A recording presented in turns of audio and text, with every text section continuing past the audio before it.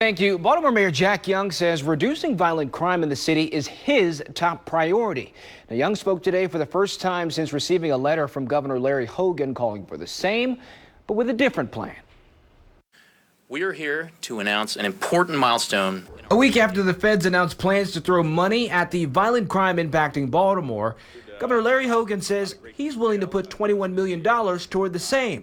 In a letter sent by the governor to Mayor Jack Young and Police Commissioner Michael Harrison, Hogan acknowledges while there is no single solution to the problem, a commitment to accountability and transparency is what Baltimore needs to reduce the numbers. There are several items listed in the letter that we're going to sit down with his administration and work through them. The governor pledged his support to me, and we're going to keep engaging the state as we work towards solutions to make our city safer. The mayor, who told media he'd only seen the letter this morning, repeatedly said his office will meet with Governor Hogan's to fine-tune both their and Commissioner Harrison's vision for a safer Baltimore.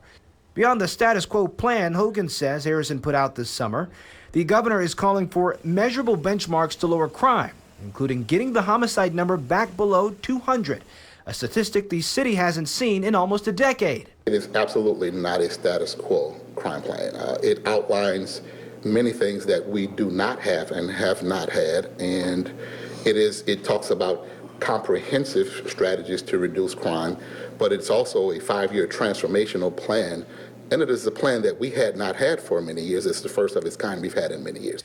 What would be a first, Hogan says, is the proposed Eye in the Sky, the surveillance plane that would orbit a third of the city and would be activated when violent crime was reported.